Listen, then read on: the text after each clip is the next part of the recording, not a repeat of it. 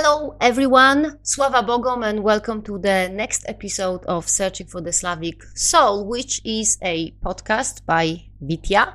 My name is Magda Lewandowska, and I'm very proud of myself that I managed to introduce myself at the very beginning of this episode, which doesn't always happen.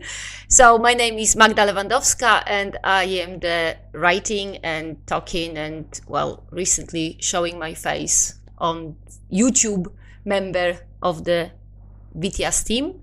If it's not the first time you're hearing my, as I'm told, apparently very lovely Polish accent, then you know that here in Witia's project we are focused on promoting Slavic tradition and in searching for the Slavic soul. So in the podcast as well as in Witia's blog, we are trying to dissect the not Slavic influences that has been contaminating the Slavic tradition in general and the Slavic native faith in particular. Most of these influences are obviously Judeo-Christian, but some of which I talked about in the previous episode as well as in the episode, I think 14th, which was the one about Slavic magic and a certain Patricia who makes up stuff even though she doesn't have a clue, which is something that many people do nowadays. But never mind. What I was saying of the foreign contaminants of the Slavic tradition and Slavic native faith, and I wanted to say that some of them are pagan, like general pagan, like Wicca or Norse. But as it turns out, some of these contaminants are actually more, political, I suppose. If communism can be called a political issue on which I think many disagree.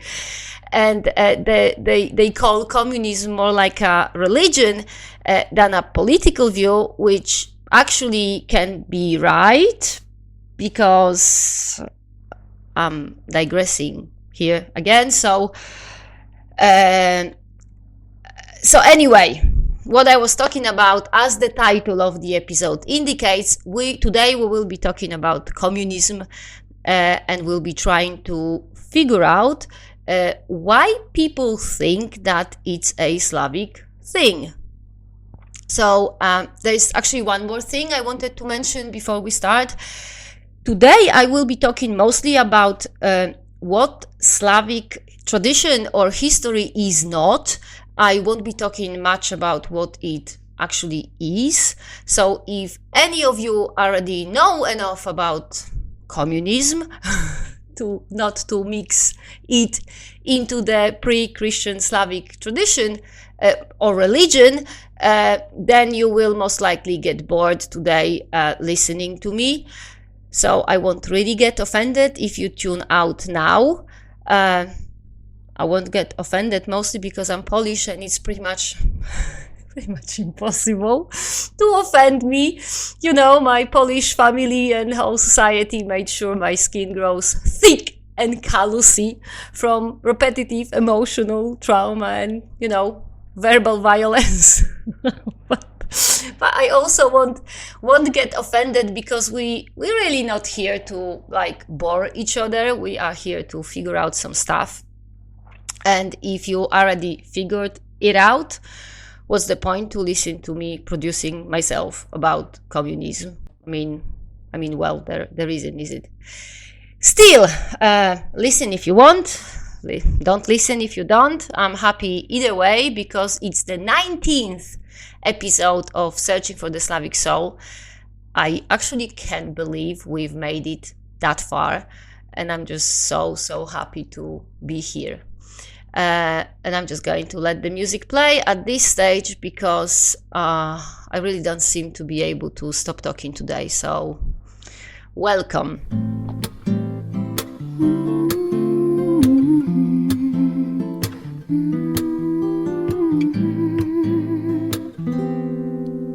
So, communism, early medieval Slavs.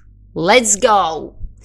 The reason why I'm talking about communism today is because while on social media, I just keep seeing posts after posts and comments after comments about how our ancestors, like the Slavic ancestors, the early medieval pre-Christian pagans, how they were living in a communistic society, and therefore now we, the modern Rodnovers, we have to live in communism too. And, you know, I'm old enough to actually remember communism in Poland with all the parades for the May the 1st, or was it May the 3rd, and all the singing communistic songs. Actually, believe it or not, I'm old enough to remember the nuclear explosion in Chernobyl. So, in a way, talking about communism is a bit of a nostalgic experience for me, because preparing for this episode, it required me to read about stuff that was, you know, still going on in my childhood. So anyway, what I want to say is that I remember communism in Poland. I lived it, I experienced it, and I know it for a fact that communism has absolutely nothing to do with Slavic native faith, or even the way our pre-Christian ancestors lived. But still, you know, I am the sort of person that by nature questions everything. So when I am reading some posts on or comments about how our early medieval ancestors were communists, I kind of go like, am I going crazy, or is it them who's completely mad? So in order to figure out this one out, you know, to answer the is it me or is it them question, I thought I'd read a bit about Marxism and Leninism and a bit about Mao Zedong and stuff, because when you think you might be going crazy, the actually best thing to do is to read crazy people and make a direct comparison, because why not? Anyway, I read a bit about Marxism, and well, the thing about Marxism is that it's not only a political doctrine, it's a whole new way of looking at the reality, at the history and the past, but also at the future. Because what Marxism is actually is a kind of prophecy, I suppose, which is put into a quasi-scientific language. So basically what happened, Karl Marx and his beloved friend Friedrich Engels, they did a lot of what bored 19th century rich European men did. They basically sat comfortable in chairs, they smoked pipes or cigars, they drank, from what I am hearing, a lot of beer, because they were both German, and put the world to rights. And you know, we all do it nowadays too, but the problem with 19th century rich European men was that they were actually quite influential. And regardless of the level of their alcoholism, if they had a rich enough dad, which Engels did, and dad's fortune founded the whole lifestyle of sitting in the chairs, they could really put their ideas out there and make how it's nowadays called an impact. And, you know, what an impact it was. Like, the whole Europe changed from all this thinking, like sitting in the chairs and drinking beer. The whole Europe changed. The Tsar was dethroned and the whole family murdered, and I'm jumping ahead, and that's not good. So let's just circle back to the chairs and the two beer lovers, supported by Engels' dad's fortune. So they sat in the chairs and they considered themselves so wise and so naturally talented that they figured they don't actually have to do any studies, they don't have to do any research whatsoever, they just need their brains and, of course, Engels' dad's money, And that is absolutely enough to figure out and fix all the problems of the whole entire world. And the main problem, according to Marx and Engels, was the nature of the history, which, in their opinion, was so obviously following a pattern that was just so clear and so out there for everyone to see, but somehow only Marx and Engels could see it from their chairs. So in order to help others to see the pattern, they wrote it down and explained with examples they took from, I'm not actually sure from where, because it wasn't from any in-depth historical, archaeological, or anthropological, or I don't know, psychological even studies. But that clearly wasn't a problem for them, because in 19th century, the whole fact that they were European men and they were rich, that just made them like automatically the wisest and smartest people in the whole room. So the pattern they saw and described, it's something called historical materialism, which is a concept that describes the whole history of the humankind. Like, let me repeat, the whole history of the entire humankind. And Marx and Engels, with no studies, no data, no in-depth historical knowledge of any part of the history, let alone the whole history, from their comfortable chairs, they could just figure it all out. And what they figured out is that the drive of the whole history of the whole humankind is not ideas, is not religions, is not, I don't know, human nature, but it's technology and material conditions. And that is it. And coming out from that, they split every single society or civilization ever known to them or to others. They split them into 4 categories. So the first category they called primitive communism, and they put into these categories every single culture or society of hunter-gatherers, of which they knew none. But that's okay, because who cares? Anyway, Marx and Engels argued that hunter-gatherers, they simply have to have like these super equal and egalitarian societies, because they figured that hunter-gatherers have to like move from place to place quickly and often, and therefore they just can't possibly accumulate a lot of material goods. And they obviously have no technology, therefore the society is like totally egalitarian and equal, and they share absolutely everything, and therefore they are the primitive communists.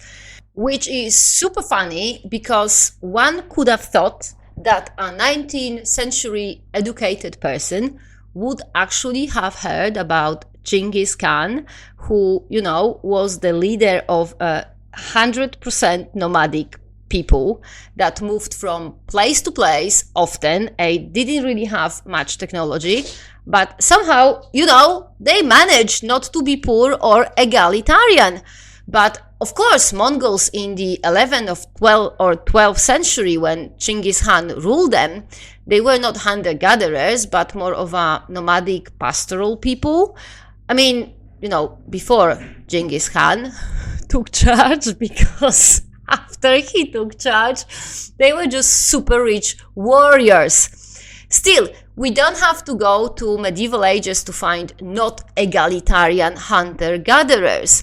If you look into a proper modern research on societies of hunter-gatherers, you will very quickly realize that they actually are not that super equal. So, there is this thing called Gini coefficient, which is a measure of income or wealth distribution inequality. So the higher the Gini coefficient, the more unequal the society is. So a Gini coefficient of 1 describes a society where only one person has all the wealth and everyone else is just piss poor, while Gini coefficient of 0 describes a society where everyone has exactly the same amount of wealth. So, if you look at societies of hunter-gatherers, the Gini coefficient is 0.25, which is the same as, for example, in Belarus in 2019. And you know how much money the richest person in Belarus has? $11.4 billion. It's Lukashenko, by the way. And you know what is the minimum wage in Belarus? It's $114 a month. If this is equality, then I am a bloody ballerina. Still, Marx and Engels figured it has to be, because otherwise it wouldn't neatly fit into the whole pattern they saw from their chairs. So according to Marxism, hunter-gatherers live in perfect equality, even though they don't. But it doesn't matter, because, you know, facts only matter if they confirm an armchair thinker theories, otherwise, who cares? So, according to the historical materialism after the primitive communists, who don't exist, but who cares? There are the ancient societies which have better technology than hunter-gatherers, and they also have more wealth. And the extra wealth, as Marxism claims, is generated by the slaves and distributed among the owners of the slaves. So, according to Marxism, all ancient civilizations were just societies of the oppressed slaves and oppressing slave owners. And all the other groups of people, like, you know, free farmers who rented land or owned land, or, I don't know, fishermen who sometimes had their own boat or sometimes were hired to work on someone else's boat. You know, lots of free people, like, pretty much like we all, really. People who were just trying to survive, make ends meet, and, I don't know, maybe better their life a little bit. It all just doesn't matter, because Marx said it was the oppressed slaves and the bad and the selfish slave owners. By the way, apparently the Gini coefficient for ancient Rome, which was obviously full of slaves, was somewhere between 0.42 to 0.44. Remember that. We will use that later. After the slave-driving societies, according to Marxism, go the feudal societies, like, I don't know, the Holy Roman Empire, which was called Roman, but was really just Germany and a few other countries put together in the early medieval period, and they were kept together for, I think, like 700 years or something like that.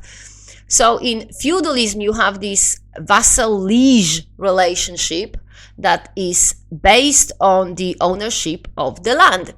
And according to Marxism, in feudalism, the oppressed group of people were the serfs, and the oppressors were the liege lords.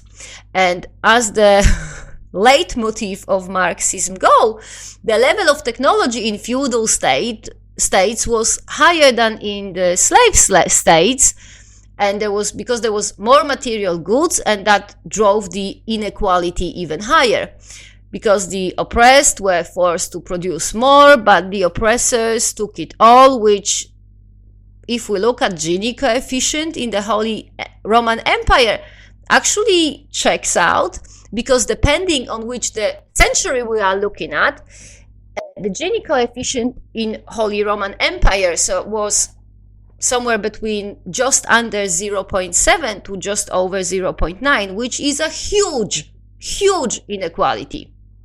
And that's cool, isn't it? So far I've been so mean and sarky when talking about Marxism, and suddenly it checks out. So was I wrong? Were they right? It's, let's just wait and see. because according to Marxism, after feudalism, the next stage of the inevitable historical development of any human society is capitalism. And capitalism, according to Marxism, is a system where the technology is even more developed, the society is like even more industrialized, the material conditions grow even more, and that results in further intensification of oppression. So the working class, as Marx and Engels call them, the proletariat, are the factory workers, which, by the way, it's worth noting that we are really talking only factories here, because according to classic Marxism, the agriculture is, which, by the way, what our ancestors did. The agriculture is like inferior form of production. In the Communist Manifesto, Marx and Engels, they even were writing about the idiocy of rural life. So in capitalism, they are the factories, not fields. And in factories, the proletariat slaves away to fill the pockets of the factory owners, so the bourgeoisie. And this is the ultimate inequality, the ultimate oppression that has been growing and accumulating over the course of the entire history. And the history, according to Marxism, is set up this way that it kind of wants the oppression to end. So the capitalism, the ultimate oppressive system, the top of the pyramid of the oppression, it just has to end, like literally, according to Marxism, because this is the pattern of history that Marx and Engels saw from their chairs. It just has to end with a revolution, which brings about the real communism, so the ultimate fair and equal system. And it just looks so nice on paper, doesn't it, when you read or hear about it? Like the history is just so fair, and it will always find a way to stop the oppression from happening in the long run. And it all would be all very nice and cool if not the facts, really, the reality. Because if you look at the Gini coefficient in capitalistic countries, which according to Marxism should really be like hitting at least 0.9 or even 1 on the Gini coefficient graph, they actually don't. Gini coefficient for USA, the like ultimate evil capitalistic country, is 0.41. Which is, if you remember, not that far off from ancient Rome. But to make it even more funny, for modern China, which I hope you all know is a communistic country, the Gini coefficient is 0.38, which is definitely more than in primitive communism, which, if you remember, was 0.25. Or in modern Belarus, where Lukashenko has $11.4 billion and the minimum salary is $114 a month. There is no official data for North Korea, which is another modern communistic country, but some data has been leaked and it's been put into a spreadsheet, and it gave a result of 0.6 to 0.8 on the Gini coefficient scale. So, where is the ever-growing inequality of capitalism? Where's the oppression that intensifies? And where is, predicted by Marx and Engels from the chairs, so inevitable and definitely coming soon, the communistic revolution through which the history deals with the oppressors? I don't know. I don't think anyone does really. What I think is that people who know history, they consider Marxism as yet another failed concept, and these who believe in Marxism, they do exactly that. They believe in it like any religious people without any data, any facts, or anything real to confirm their beliefs. They just, know it to be true. And since we are on the topic of religion, like Slavic native faith is, which this podcast is really about, you must have noticed that I haven't actually said much about the pre-Christian Slavs and their pagan beliefs. And the reason why I haven't said anything is because if you look at how pre-Christian Slavs lived, and then if you look at Marxism and historical materialism, there's actually no way pre-Christian Slavs fit into any of these. Our early medieval ancestors, I hope we all know that, were not hunter-gatherers. They were not nomadic people. Of course, they did hunt a bit and they gathered a bit, but they also went fishing and they cultivated fields. They basically did a bit of this and a bit of that, and some of them have slaves, but also some of them were slaves at some point of their life, because it was customary among Slavs to, for example, enslave an enemy that was conquered during a war, and then after some time freed, after some time they freed this slave and, for example, invited this ex-slave to live among the Slavs. And as far as slaves go, our Slavic ancestors were pretty much at every end of the spectrum, really, because some of them even traded slaves. So, they caught people and sold them on slave markets. But even though they were slaves among the Slavs, the Slavic economy and the agriculture was not based on slave work. Like, the slaves were a help, don't get me wrong, and I'm sure they worked very, very hard, but so did all the free Slavic people, including children. So there is absolutely no way Slavic society can be considered to be like the slave abusing society. So according to Marxism, the next level of the development after hunter-gatherers, the early medieval pagan societies of Slavs were also not feudal societies.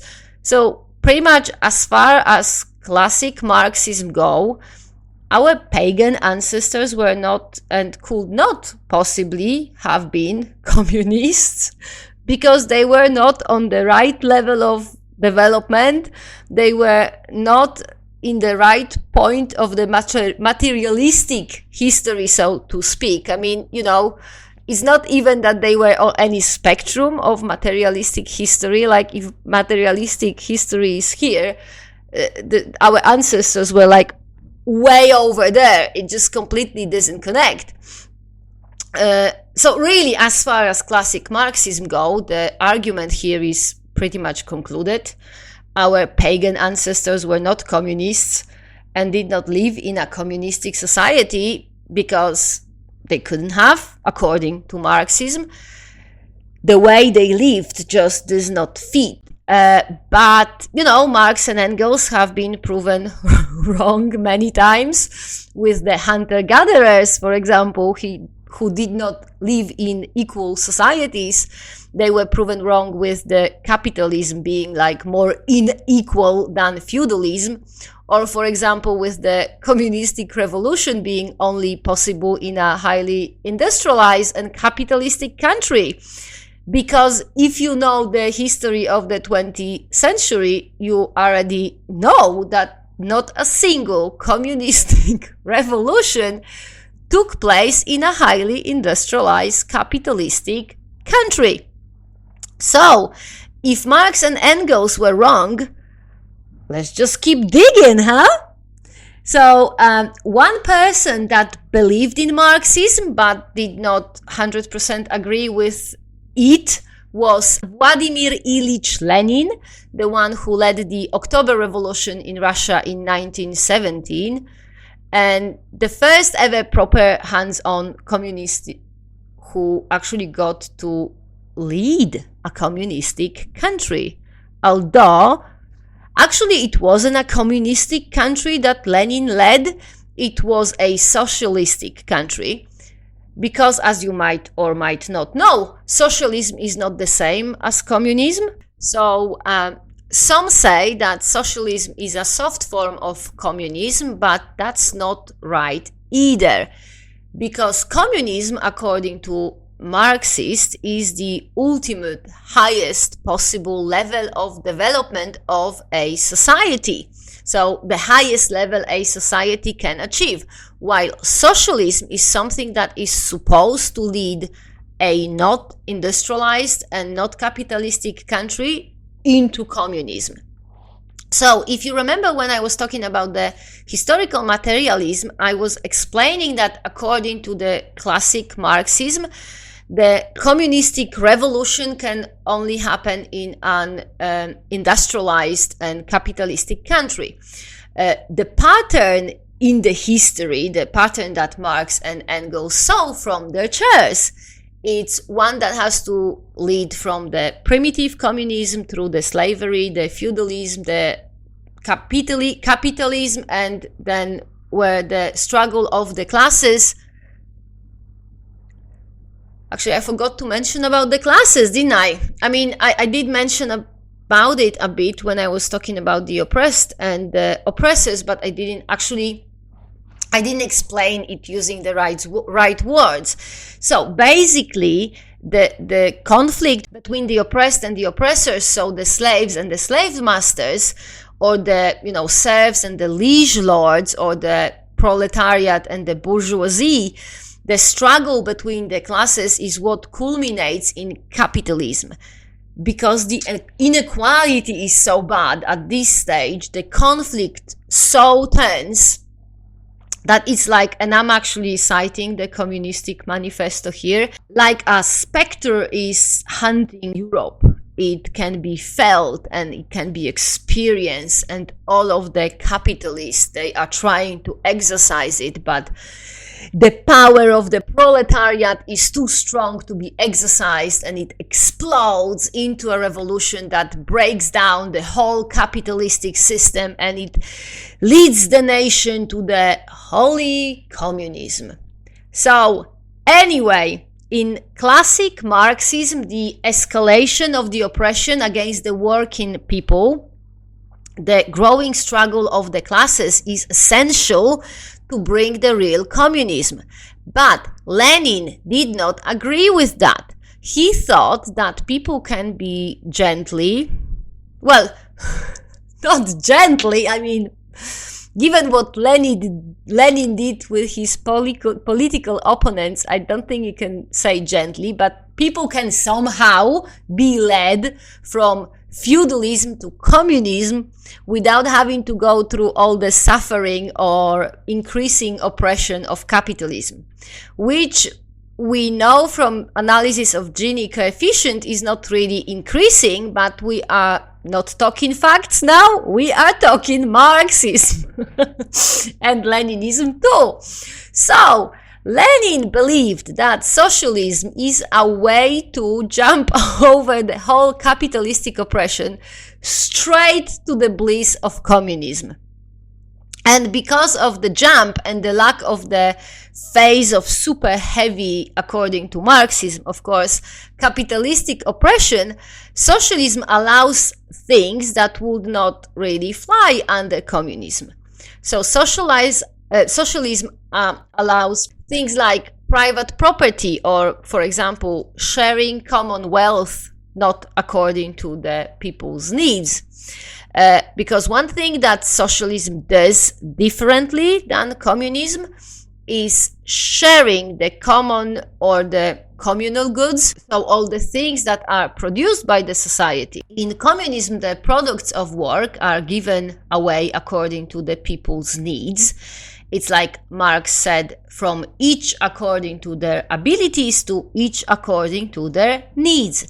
But in socialism, it doesn't work like that. The goods are being produced by each according to their abilities, but are distributed to each according to their work. This is a radically different approach, and like from the start, it makes the society less equal. But according to Lenin, that was absolutely fine. So who I am to argue? What I can tell you is how it played out for the actual society, because I have seen it with my very eyes. And how it worked was that the proper proletariat, the hard physically working class, was seen as superior and more worthy under socialism. So miners or shipyard workers were considered more important and more worthy than, for example, lawyers and doctors. They had better privileges. They were given more food and more extra stuff like, I don't know, cars or better houses. Because if you didn't know, in communistic or rather socialistic Poland, well, actually in the whole Soviet bloc where I grew up, things like houses or cars didn't actually belong to people. They were given to people by the government, basing on their labor, on the people's labor, and also whether the people were members of communistic party or not. And that actually explains what a lot of people here in UK, where I live, they don't understand about my family. My dad is a lawyer and my mom is a doctor. And people over here in UK, they think that my family is super rich and well off, while really they are not. I mean, they are better off now because communism ended in Poland like 30 years ago or so. But changes in society, particularly the level of wealth, doesn't change that quickly. So when communism ended in Poland, my parents had to start from scratch, really. They were in their 40s. They had 3 children, and they had to put together a deposit for their first flat. Because the flat my family, the flat we lived in when there was communism in Poland, it didn't belong to us, it was the government's. When I was growing up with a lawyer and a physician for parents, my whole family was living in a flat, in a block of flats built from concrete, in a place that I'm hearing in the West is called the projects. It wasn't a good part of the town. There were alcoholics living next doors and I think upstairs as well, and all sorts of pathology going on around, and people were poor. Nobody really had anything, because one thing that is equal in communism is that everyone's life is equally rubbish. Like everyone's life sucks equally, because you have no future really. Nothing is up to you. The government, the party, they make all the decisions and nothing's really up to you. For example, when my mom graduated from the medical school, she didn't have a say in where she would work. She was told to go to this little town I grew up in, and she had to go there. She was told to work in a hospital, and she had to work there. She was told to live in this flat, and she had to live there. Nothing was really up to her, and was the same with my dad, same with everyone else. So the more important members of society, like the miners, or they had a little bit better things, but they still didn't have much, especially freedom of choice. It's like you were stuck in this sucky situation and there was just no way out. You couldn't better your life. You couldn't, travel, choose your career, or choose where you wanted to live. In order to go abroad, you had to jump through unbelievable hoops to get a passport. because in the eyes of the communistic party, one had to be worthy of passport. One had to be appropriately communistic and big enough believer in communism, and it was actually all checked and verified. Sure, there was free healthcare and education, but it wasn't really there to help anyone or make anyone a better, healthier, happier person. It was there to make you more productive, so you can make more things that are then taken away from you and given to the, I don't really know to whom, because nobody had anything. So where did all this wealth go? I honestly don't know. And because people were not happy, really, like, you know, they didn't work very well. They were not very productive. The things they produced were not good quality. Even the design sucked. The furniture were all the same and just so sad looking. The clothes, I don't know, cutlery even, it was all the same and boring. And there were permanent shortages of everything, basic stuff like toilet paper or sugar. So in order to prevent stockpiling, the government introduced ration stamps, like literally. I remember my parents were given the stamps together with their salary, and the stamps were like super precious because, you know, if you didn't have them, if you didn't have these ration stamps, you couldn't buy anything. Even if you had money to buy it, you still couldn't buy it because everything was rationed. It was crazy, and it was also very sad. And I'm not saying here that our pre-Christian ancestors had it easy. They didn't. Their life was really, really hard. But at least they had a choice of what to do with it and how to use up their times and where to put their work. And if they like produce something, they could keep it. No one was taking it away from them unless, you know, they were invaded, but then they could defend themselves. You know, they could travel if they wanted. If they didn't like where they were living, they could just grab their stuff and go looking for their luck somewhere else. And this is how they spread all over Europe. But at the same time, let's not forget they had slaves. And their slaves worked hard, perhaps even harder than the slaves' owners, so the Slavs who were not slaves.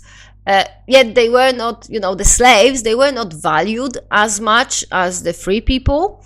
Actually, if you read the oldest legal codices like like Raskaya Pravda, which was the written law of Kievan Rus, it becomes obvious that our Slavic ancestors that for our Slavic ancestors, slaves were not actually people. Legally, they were treated more like animals. So in the Slavic traditional law was the concept of man price or blood money, which in Polish is called główszczyzna, and in Russian, for example, vira. And it's the fine or an amount of money that is defined by the law that a person who kills another person has to pay the family of the killed person. And by the law, the fine had to be paid for killing every free person, but did not have to be paid after killing a slave. If you killed a slave in Kievan Rus, you only had to pay back the market value of the killed slave. And the market value, it wasn't paid to the family of the killed slave, it had to be paid to the slave's owner, which is exactly what happened after unlawfully killing an animal. And this is why I said that among our pre-Christian ancestors, the hard-working slaves were not valued highly like they should have been if in socialism our ancestors valued enslaved people like they valued animals. And by the way, the man price or the blood money, so the główszczyzna or vira, they are they are very old concepts, and they have the roots in the tribal law of not only Slavs, but as far as I know, all pagan European cultures. So basically, in the tribal times, before the nations or countries started to form, if you killed a person, this person's whole family went after you. And it's not even because they wanted to go after you, they had to go after you. That was the law. They had that, the family had to revenge the death of their kin. On one side, this system prevent random killings and gave family or clans protection to every member of the family or clan. But it also could cause feuds dragging through generations. If I killed your uncle, then you go after me. So then my daughter goes after you. Then your son goes after my daughter, and it just keeps going on like that. So in order to stop this sort of generational feuds, the leaders of Slavic tribes, so the kniazie or książęta, they started introducing new laws where blood money, like główszczyzna or wira, they were a way of stopping the feud from actually ever starting. I mean, it didn't stop it entirely, because if the główszczyzna or wira, if it was not paid, the law gave the family or the killed person a right to go after the killer. But the new laws gave another option, the fine, to pay the fine instead of starting the feud. And the laws also put the fine as preferred way of conflict resolution, preferred over the feud, which is, by the way, how history works. It doesn't destroy one system and allows another to emerge. It gradually makes one system obsolete and allows new system to develop on the foundations of the old obsolete one. This is how it works, not by an inevitable revolution, but by inevitable evolution, which is by definition a gradual process. And if you don't believe me, just look around you. Why is the power in your car's engine described in horsepower? Why do you say to rewind a digital video? There's nothing to rewind there, or wind or unwind. Why in English the days of the week are named after pagan gods or pagan gods' domains? Why are eggs sold in dozens? And a saying I learned out recently. Why do you say in English that money are made hand over fists? Look it up. It's all rooted in the past. They are all these sayings, they are remnants of the past that is still alive today.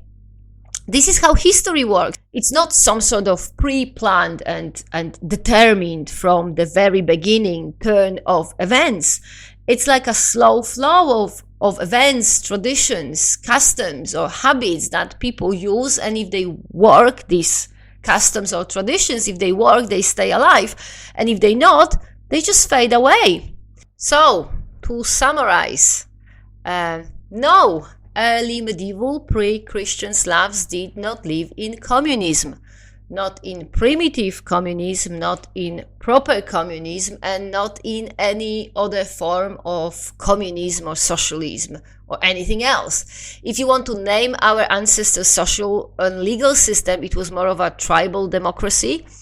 They had private property, they respected private property, they shared with their family and likely with their neighbors, but nothing belonged to everyone, and sharing was not compulsory. If someone did not want to share, not only own private property or food, but also if they didn't want to share the customs or the traditions, they were absolutely allowed to do so, although there was a price to pay for that. So sometimes the price was just a small one, like, the fact that your neighbor didn't like you and didn't want to help you when you needed help. But sometimes the price was much higher. So, for example, in the Chronicle of Helmold, we read that for breaking the Slavic rule of hospitality, one could even have own house burned down, which is a truly severe punishment. However, the fact of existence of such punishment indicates one thing, that a pre-Christian Slav was allowed to have own house, and as long as he or she followed the tenets of the Slavic religion, he or she could keep this house and even pass it over to their children, which is something unthinkable in communism, because communism does not allow private property and assumes that everyone is equal. Hence, passing private property to your children, which is basically making your children more important than others, is not even written into communism. And there is one thing I want to stress here. Communism is not a Slavic concept. The only reason it is, in popular opinion, associated with anything Slavic is because Vladimir Ilyich Lenin was Russian and decided that Russia simply has to be the country to host the first communistic revolution. But apart of Lenin, there really aren't a lot of Slavic ideologues of communism. Marx and Engels were German, and they were inspired mostly by French revolutionists like Maximilien Robespierre, or German philosophers like Hegel. Josif Vissarionovich Stalin was Georgian, Mao Zedong obviously Chinese, and that's only the creators of the ideology. If you look at the content of communism, so the tenets of communism, none of it can actually be applied in any way to anything even remotely pre-Christian or Slavic. Like nothing, not a single thing. Why then are there so many Slavic pagan communists? My guess is that they are stupid and don't have a clue, but that's only a guess. They might also be misguided or misinformed, and at the same time too lazy to actually check things out on their own. But one thing I know for sure is that one cannot possibly be a communist and follow a religion, because communism rejects religion as an opium for the people. There is no place for religion in communism. Actually, there's no place for people in communism. There's only place for communism in communism. It's a truly totalitarian and frankly delusional ideology. I mean, how can one believe that history can be predicted by a couple of middle-aged 19th century drunk guys? Like, how can anyone possibly believe that anything other than death is certain in the future? How can anyone in their own mind think that a totally equal society of humans is actually achievable? I mean, we are all different.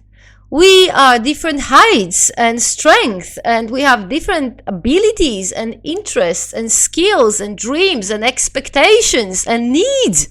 Some of us are chilled out or lazy, and some of us are neurotic workaholics. Like, some of us are born blind or deaf or with chromosomal defects.